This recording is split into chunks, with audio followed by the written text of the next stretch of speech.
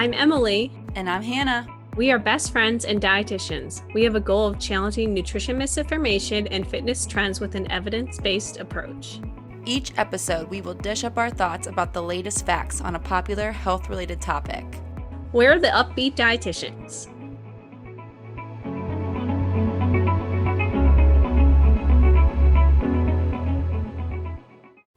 Hello, guys. In this episode, we are joined by Andy Miller, a fellow registered dietitian. And in this episode, we talk all about processed foods, the spectrum of processed foods, if you should eat processed foods. And Andy gives a really good perspective on all of those topics. Yeah. And Andy's she actually did undergrad and grad school from University of Minnesota. So Big Ten represent. And she had her previous interest in nutrition comes from being a competitive gymnast, growing up throughout high school and into college. So get pumped for today's episode. Yes, it's a good one. Enjoy. Hello, everyone. Welcome back to the Up-Beet Dietitians podcast. Hello, everybody. Welcome back to the podcast. Today, we are joined by registered dietitian Andy Miller. Andy, welcome to the podcast. Thank you. So today, we really want to talk about the controversy of processed foods. And we know that Andy has a lot to say about this. It's going to be an awesome episode. But before we get into that, Andy, please tell us about a day in the life, what you do for work, your education to become a dietitian, your hobbies, that sort of thing. Oh, boy. Loaded question there. Loaded question. So I work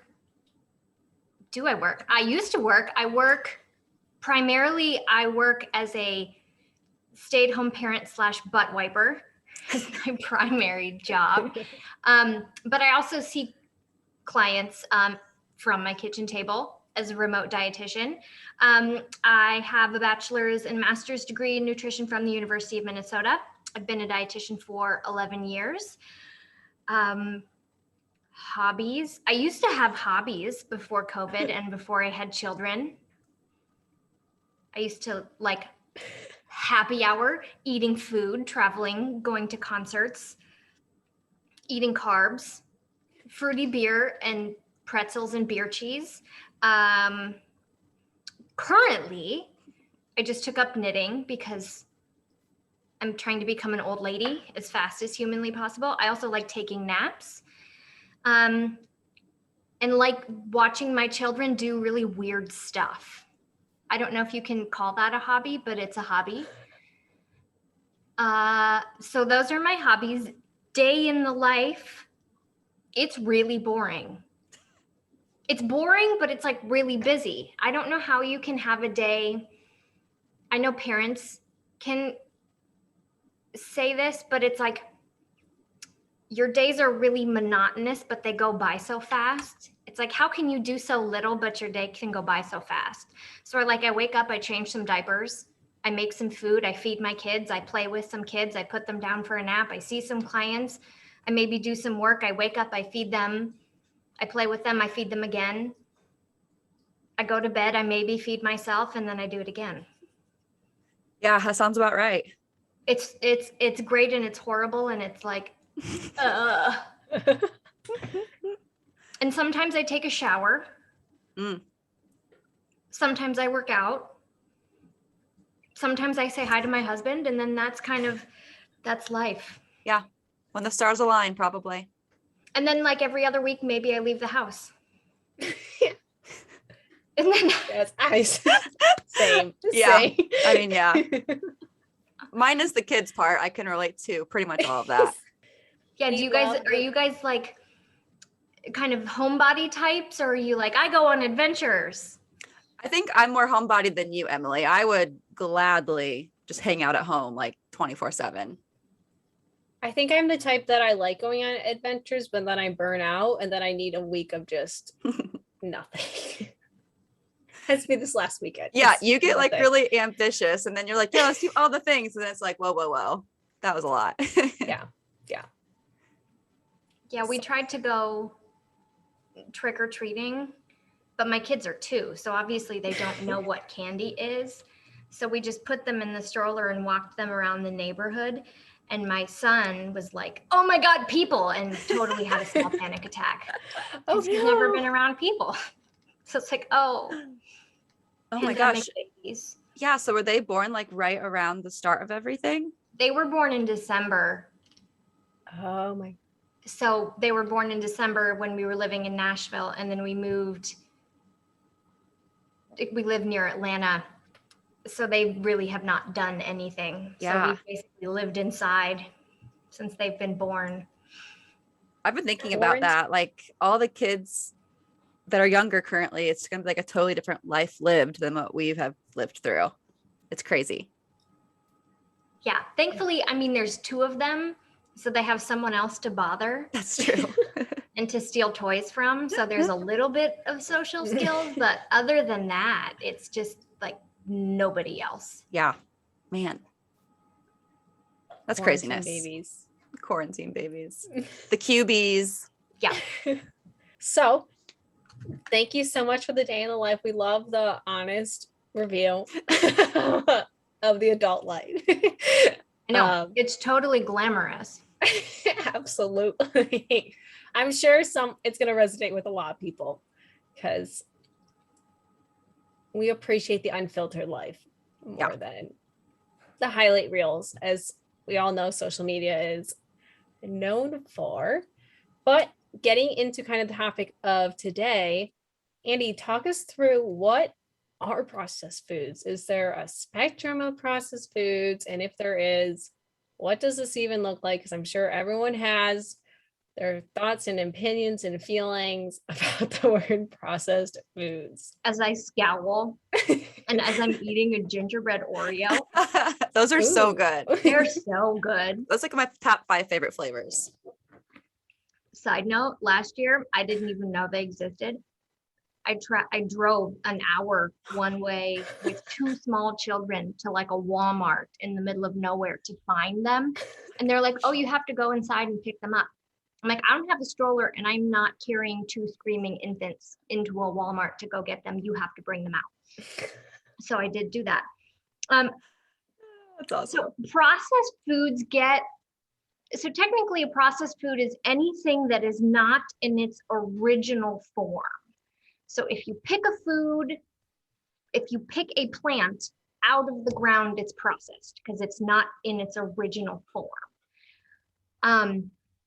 So when you pick a carrot and you peel a carrot, it is technically a processed food. So if we're getting really nitty gritty, every single thing you eat is processed. So when people say, they don't eat processed foods, yes, you do. That was a good impression. But what people mean is kind of the spectrum of, well, how processed is it? A carrot still looks like a carrot, whereas something like a Twinkie does not exist in nature. A Dorito does not exist in nature. They're talking about processed foods, that something that is so processed, it can live on a shelf in a grocery store for 2 years and not spoil. But again, the range of processing varies, right? So, and I think Emily, you alluded to it too, it along with processing, people just add a lot of connotations to the process of processing. Like just because it's processed, it is bad. And instead of saying, oh, it's a processed food and why do we process it in this way, they say it is processed, therefore it is bad. And that's not true at all. Yeah, that's actually a good segue into the next little question here is like, why are those foods like demonized or deemed as bad? And kind of part 2 of that question is like, should we eat clean? Or are we allowed to have those processed foods? When people say processed foods, they normally think of the very processed side of the spectrum of like the Oreos, Twinkies, chips, things that don't exist in nature side of the processed spectrum. And normally those foods tend to be high in the SOFAs, like the solid fats and added sugars, and low in the vitamins and minerals and things like that. So it's easy to say those foods are bad, right? Because I mean, most people know that if you survive on a diet of Oreos, Doritos, and Twinkies, it's probably not the best thing for you. Do some people do that and live a perfectly healthy, long life? Yes, they do. And congratulations to them. You have fabulous genes, and I'm very happy for you. That tends to be why people think of these foods as bad, is because we think of processed foods as those foods. And then when people say, okay, we need to eat clean, I don't even know where that food started. I don't even know what you guys think of that word. What do you guys think of that word? I think we agree. It's just like, so there's like not a lot of dirt on it. Like, great. I'm glad that you don't eat things that are dirty.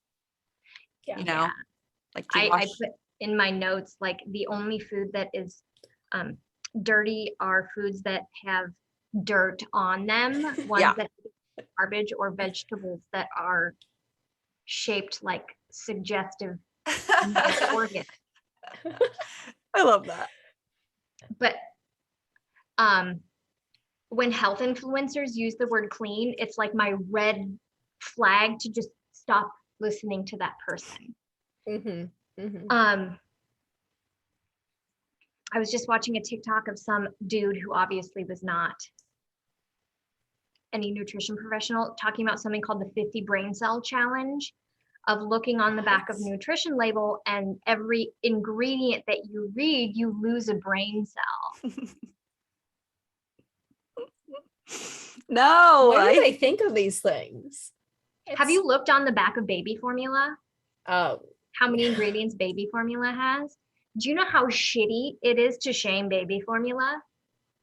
Like, shaming baby formula, in my opinion, is one of the most horrible things you can do, because there are people that have to use baby formula because breastfeeding is just hard. Yeah. People need baby formula.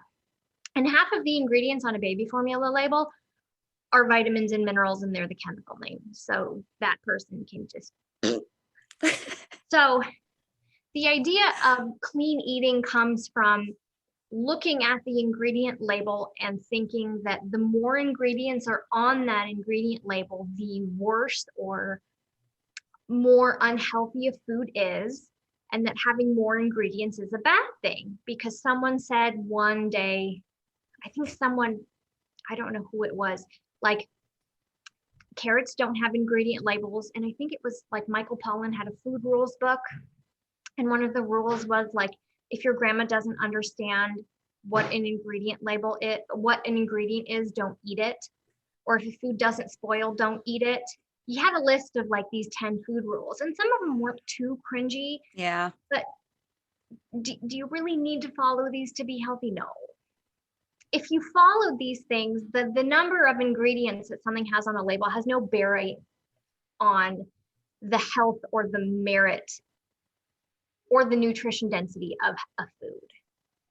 Like, going back to that baby formula analogy, baby formula has a very long nutrition label, and it's a very nutritionally dense, healthy food, and it has a lot of healthy things in it, and it's very, very processed. Like, it's very man-made, it's very chemically. So if you use like the how many nutrients are on the label equating to health, you couldn't eat it. So yeah, it just runs into problems.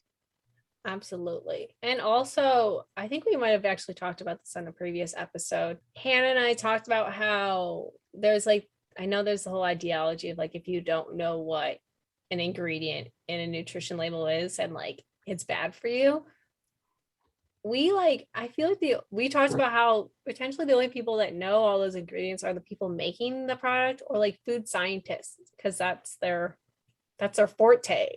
Like, I could probably name a lot of ingredients I would look at, or at least nutrition labels I would go look at right now. I would not be able to tell you every single ingredient specifically, what this is and what it does and all these things in it. It's just a very silly mindset to have. And it's that that mindset or that thought process is something that's heavily propagated on social media, and that's fear-mongered a lot in a lot of people. I think I've seen like 3 videos on that recently. There was a guy They're still talking out about there. hot Cheetos. No. Emily loves her hot Cheetos. No, he's talking. I would die for hot Cheetos. Granted, he's a psychiatrist and was talking about hot Cheetos and ingredients he couldn't read, or ingredients he couldn't pronounce. And then another, I think a man who obviously worked in some kind of, he was a chef or a food chemist, stitched the video and just read the ingredients really quickly and very eloquently. And that's amazing. And it was very funny, but it's the exact point is that it's like, these are chemical names because everything is a chemical. Everything is a chemical. And not everybody is a food chemist. No. There was a woman who made a video on TikTok who is the owner of the Hint Water Company. This was good. And she made this video of this speech that she was doing, and she said, because I didn't understand the 30 ingredients that were in Diet Coke, there's 8 ingredients in Diet Coke, 8. There's not 30, there's 8. I decided I wasn't going to drink it anymore. So I switched to water, and I lost like 20 pounds in a month. And then I lost, 50 pounds in however many months. Wait, from Diet Coke? Just from removing Diet Coke and replacing it with water. So obviously substituting a 0-calorie beverage for another 0-calorie beverage, which is a net 0-calorie change, resulted in this dramatic weight loss. Red flag, no, it didn't. Yeah. But just because she didn't understand what those ingredients were, she was promoting this, oh, they're harmful. No, they're not. They're there for a purpose. They're stabilizers. The caramel color is obviously there for color. There's nothing wrong with it. And she could have Googled them. Oh, yeah. I mean, you can Google things, and she didn't Google them. Obviously, the video was promoting a product, which was her flavored water, but it was just such trash to be like, because I didn't understand these 30 ingredients. No, there's 8. Like, that's on you, lady, for not understanding those. Yeah. Like, that makes you look kind of dumb. But it's just like, just because I don't understand something, like physics. I mean, that's like a good point. I don't get calculus. That doesn't mean it's not real. Right. It means I'm really bad at Calculus is math. fake. Doesn't mean it doesn't exist. That's a good point. Like, I'm thinking of like, I have many friends who are diabetics. Like, they have to take insulin. I know, like, they have to have general education around that. But if I ask them to break down the chemical makeup of insulin, I don't know if all of them could. But that doesn't mean that it's not helping them, and Absolutely. It's not bad. I was going to bring up, I don't get biochemistry. I know that's going to hit personal with Hannah. Yeah. I don't get biochemistry. Doesn't mean it's not real. Biochemistry is very real. So it just, I mean, some of those things you just kind of want to be like, oh my God. Oh, yeah. And people like soak that up and they believe every single word just because it is like a flashy thing, that's even more frustrating. Yeah. And and again, on a lot of US versus European food labels, the US will list out the chemical names of vitamins and minerals, and a European food label won't. And the United States label will be longer and European food label will be shorter. So then obviously people will think the United States is poisoning me. No. I've seen so many of those. It's so cringy. And then someone, I think on Instagram, sent this to me.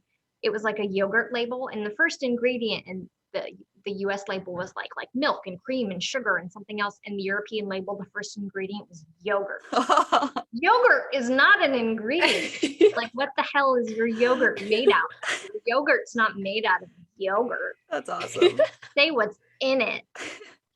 So it's just, I mean, all of these little things that confuse people, that just take more critical thinking, that it's not that people aren't willing to do, it's just that health influencers take advantage of and play off of people's fears and insecurities of, what are you putting in my food? Are you poisoning me? Are you making my health worse? Yes, exactly. It's the tinfoil hat thing. I think the government is against me all of the time. We're just we're playing on my fear and we're making it worse. Yeah, absolutely.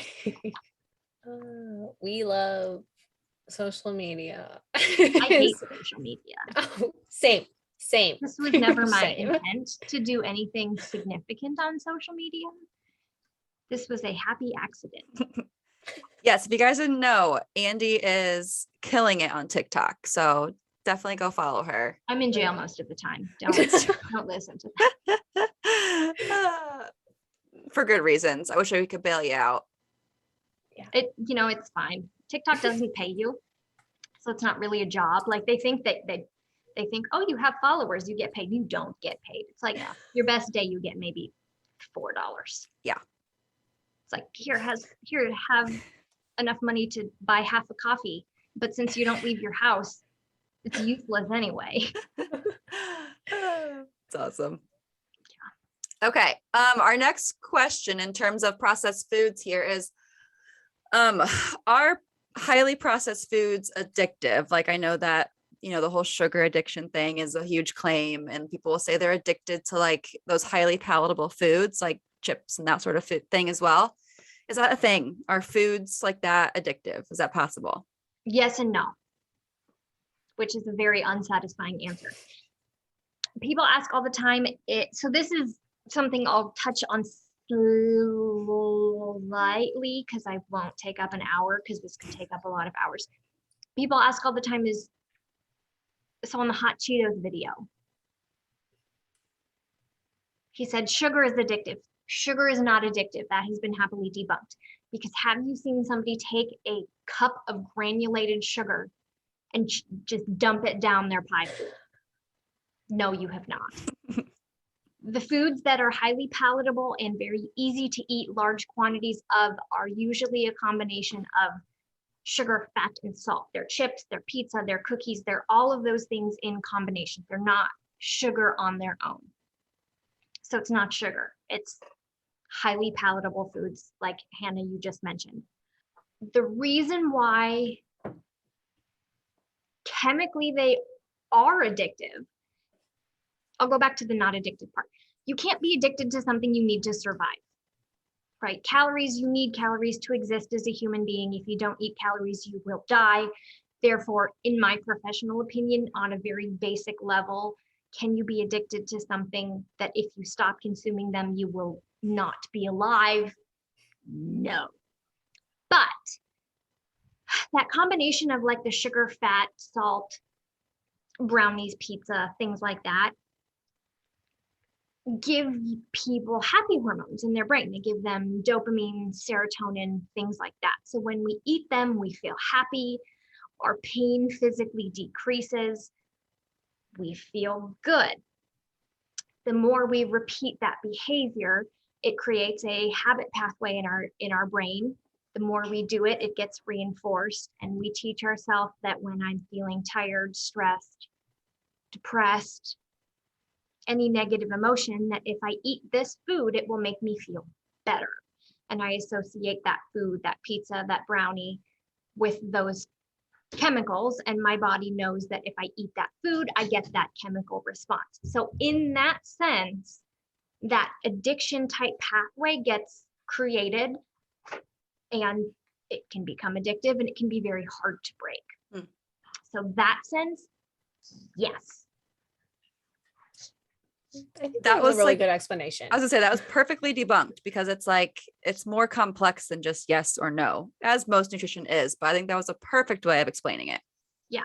And then food companies, there's a term called the bliss point that basically refers to a combination of sugar, fat, and salt chemically that is the basically refers to that amount of all of those flavors that can trigger that.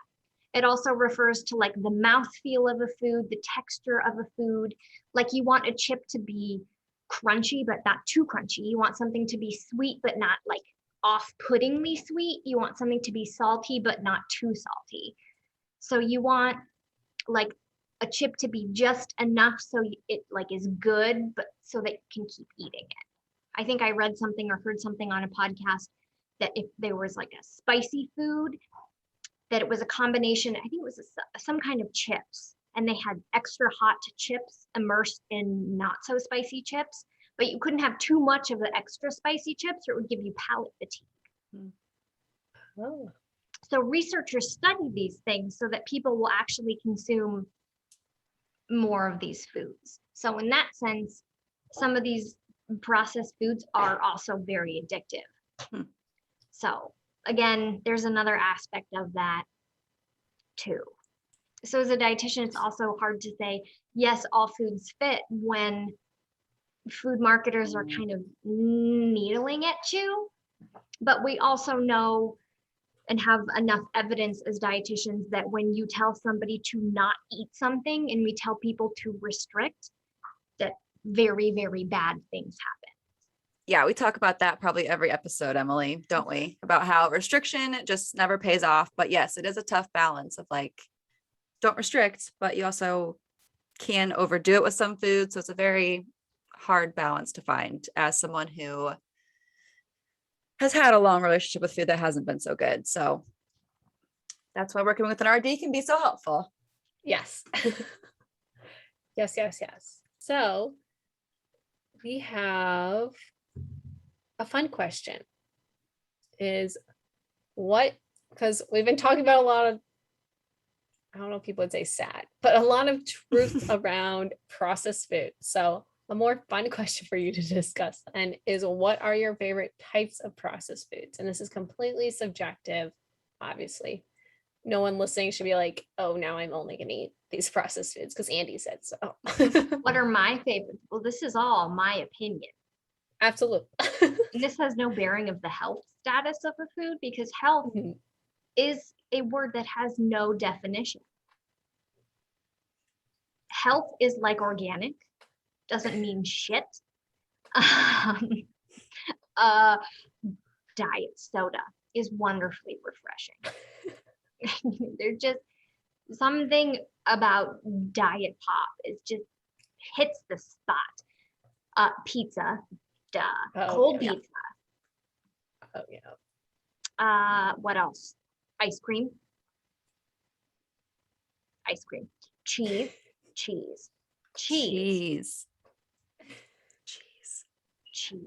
Beer. Soft, like I said, soft pretzels and beer cheese.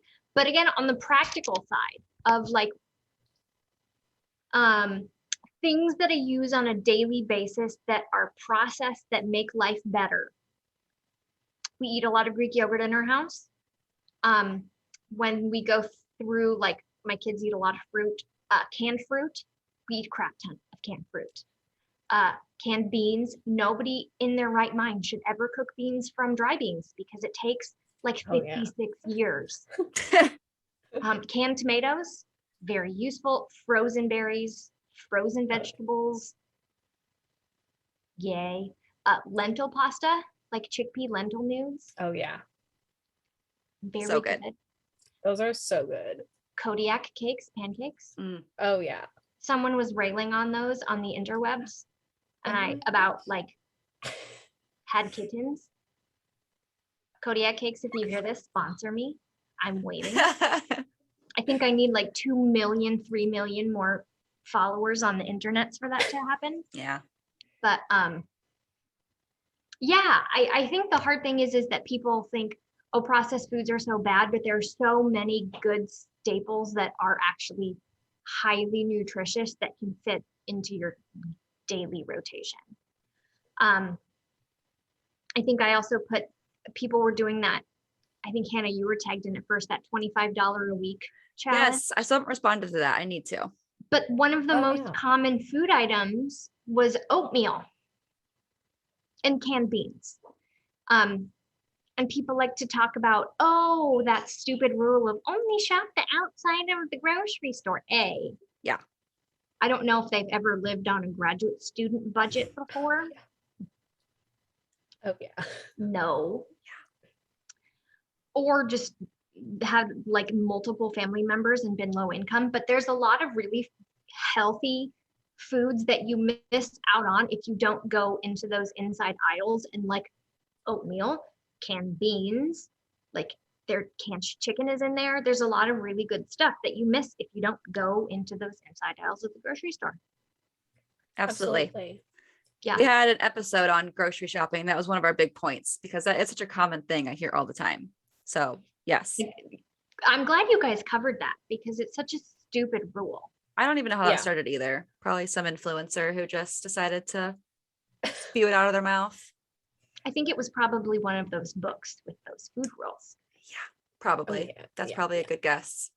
Yeah. Yeah. I'm really glad you brought up the canned and frozen vegetables and fruits because I feel like those get a bad rep because everyone's like, you need to only buy fresh produce. But not only does fresh produce not last very long, also people can't always go to the grocery store every like No, 3-4 days.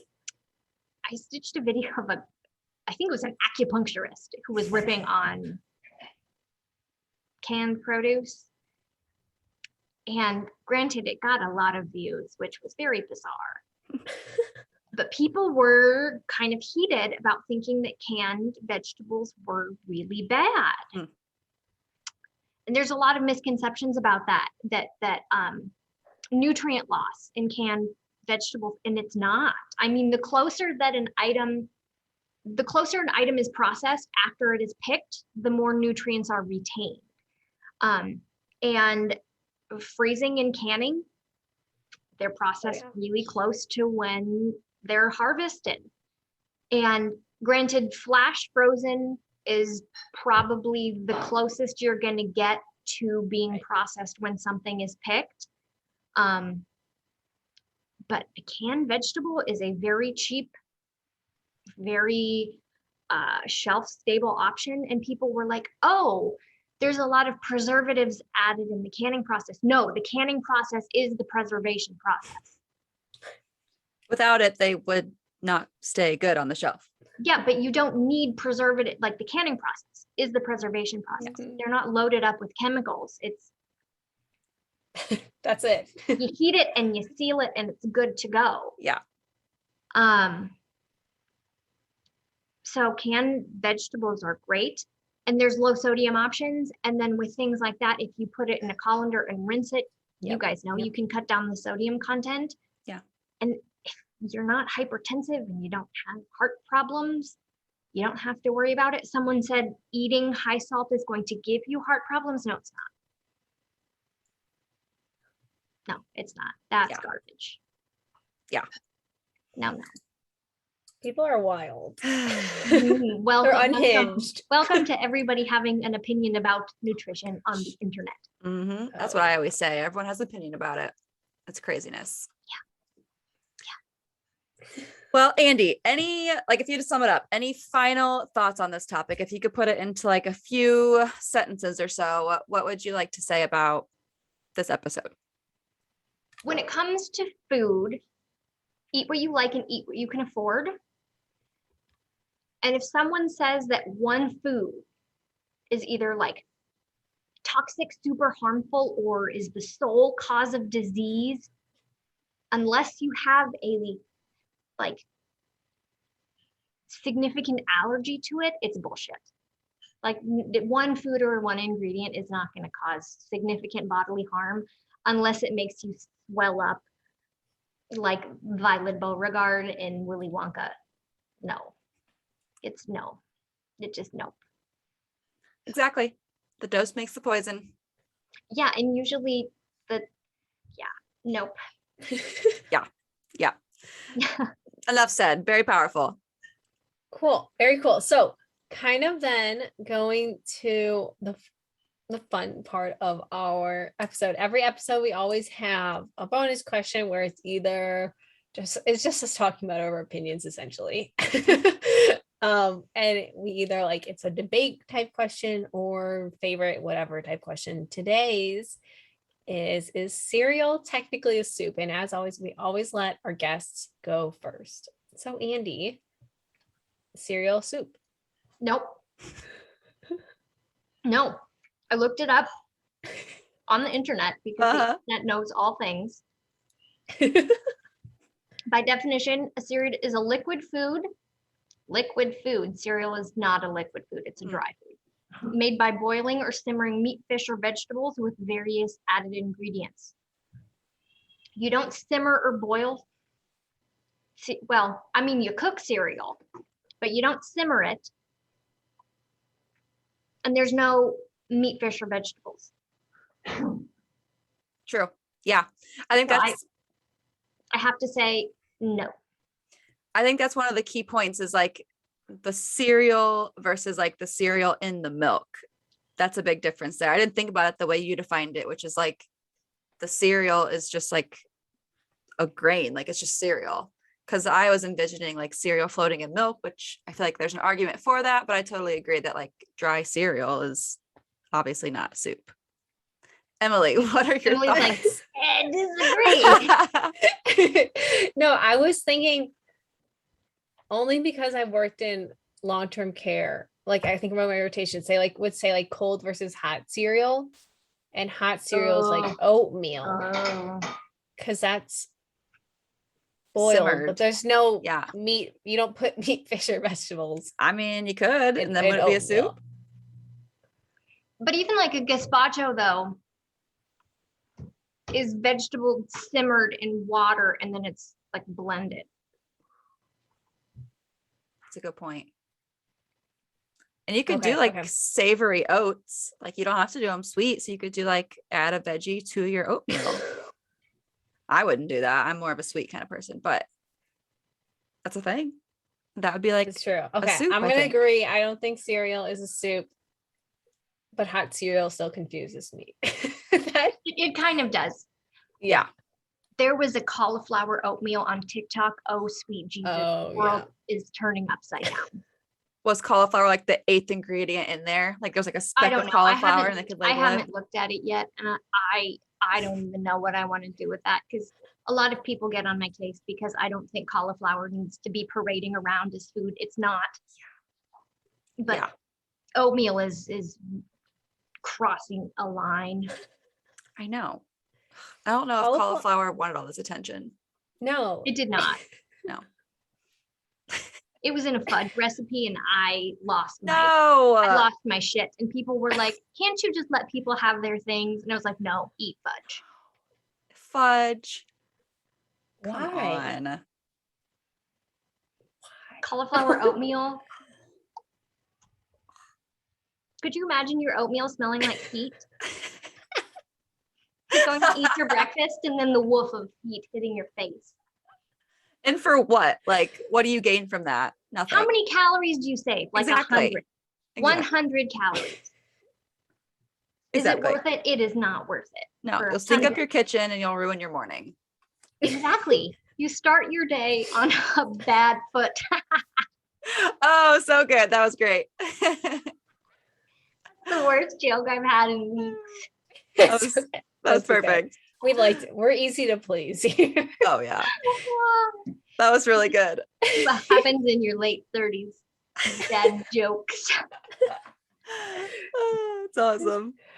Cool. Okay, very cool. So, Andy, how can everyone find you? Because I'm sure they had a wonderful time listening to my bad jokes.